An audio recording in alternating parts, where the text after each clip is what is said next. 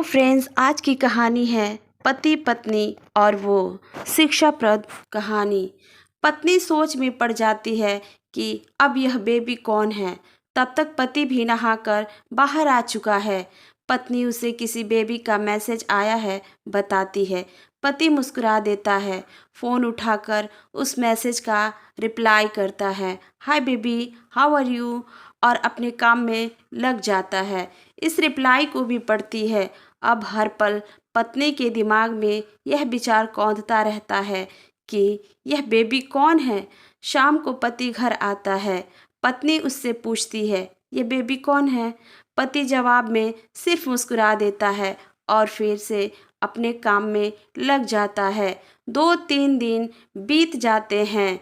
उन बिचारों ने अभी तक पत्नी का पीछा नहीं छोड़ा था और फिर से पति के मोबाइल पर एक बार बेबी का मैसेज आता है, आज तो मिलोगे कि नहीं, तुम्हारी बहुत याद आ रही है। इस मैसेज ने आग में घी का काम किया। पत्नी का शक और भी ज़्यादा पक्का हो गया। बीच बीच में ऐसे मैसेजेस का आदान प्रदान होता रहता और पत्नी के मन में शक की जड़ें और गहरी होती गई। पति पूछने पर भी जवाब में सिर्फ मुस्कुराहट के और कुछ नहीं कहता।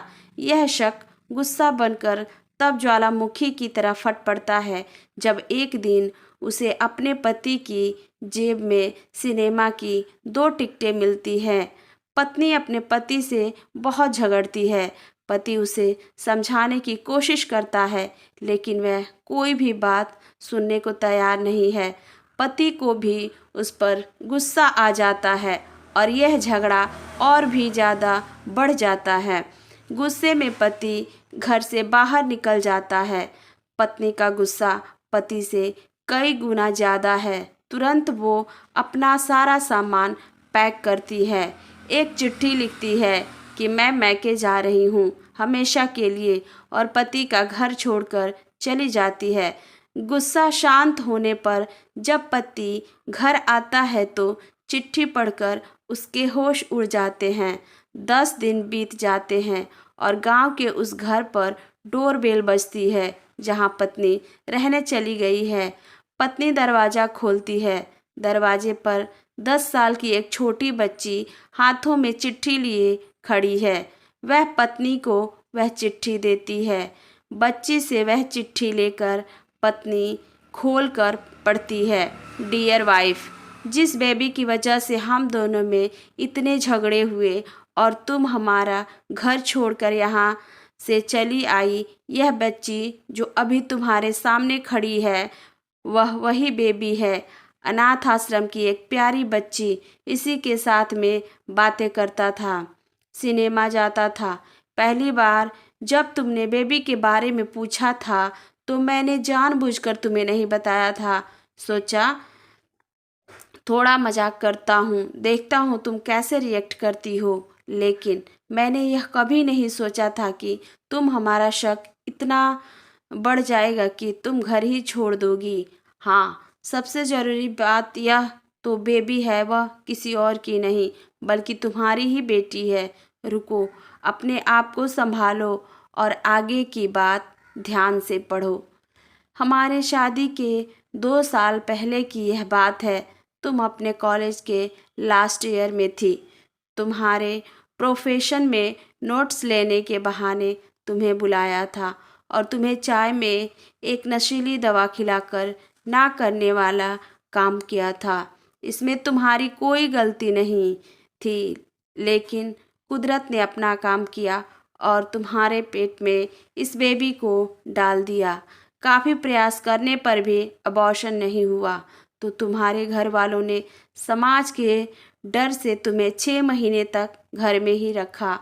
तुम्हारे पिताजी खुद एक डॉक्टर है, इसलिए यह बिन मांगा बच्चा बड़ी आसानी से बिना किसी को कानो कान खबर हुए इस दुनिया में आया। भविष्य में तुम्हारी शादीशुदा ज़िंदगी में कोई प्रॉब्लम ना हो, इसलिए तुम्हारे पिता ने इस बच्चे को गांव के एक अनाथ आश्रम में छोड़ दिया।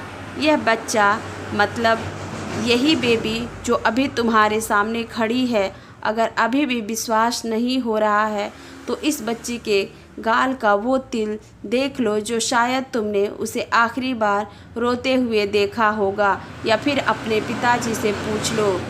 पत्नी जल्दी से उस बच्ची को पास में लेकर उसके गालों का तिल देखती है। उसका मन भर आता है, उसकी आंखों में आंसू आ जाते हैं, लेकिन अभी भी चिट्ठी बाकी है, इसलिए वह आगे बढ़ती है। मुझे पता है अभी भी तुम्हारे मन में यह सवाल उठ रहा होगा कि यह सब मुझे कैसे पता। तुम्हें बता दूं कि यह सब तुम्हारे खुद के पिता ने ही अपने मन में उठ रहे पश्चाताप को शांत करने के लिए शादी के 1 महीने पहले मुझसे मिलकर सारी बात मुझे बताई थी। उन्होंने यह भी कहा था कि अगर मैं चाहूँ तो शादी से इनकार कर सकता हूँ। मैंने तो स्वीकार किया, क्योंकि इस पूरी घटना में तुम्हारी कोई भी गलती नहीं थी और हमारी शादी हो गई। तुमने मुझे बहुत प्यार दिया, लेकिन तुम्हारे पिता से बेबी के बारे में जानने के बाद मैं उसे मिले बिना नहीं रह पाया। मैं बीच बीच में उससे मिलता था। उससे मिलना, उसके साथ समय बिताना मुझे अच्छा लगता था। कितनी प्यारी बच्ची बिना किसी गलती के क्यों सज़ा भुगते। बस इसीलिए मैं उसे थोड़ी सी खुशी देने की कोशिश करता था। बस मुझे इतना ही कहना था। अब अगर तुम फिर से अपने घर आकर मेरे साथ रहना चाहो तो और सिर्फ गैलरी में आ जाओ, तुम्हारा और सिर्फ तुम्हारा डियर पति।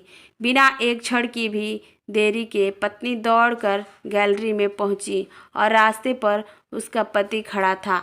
उसके चेहरे पर मुस्कान थी, पत्नी की आंखों में आंसू के पोर।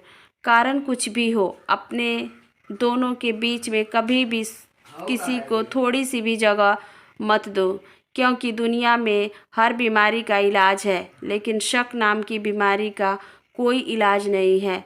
मन शांत रखो, जो भी मन में आए एक दूसरे को बताओ।